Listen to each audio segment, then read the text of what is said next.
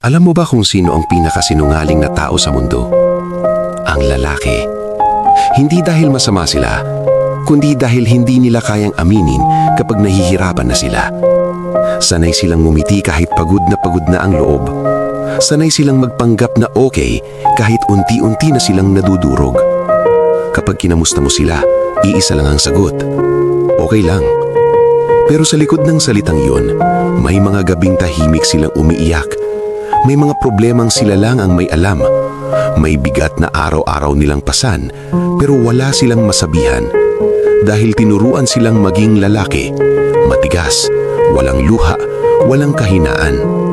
Para bang bawal silang mapagod, bawal silang masaktan, bawal silang umiyak.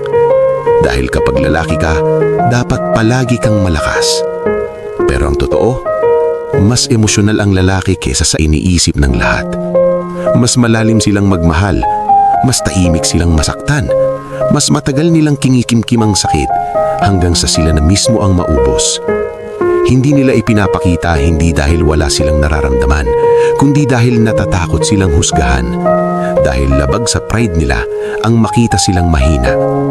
Kaya sa susunod na marinig mong sinabi ng isang lalaki na, okay lang ako, sana maintindihan mo, minsan, iyon ang pinakamasakit na kasinungalingan na kaya niya.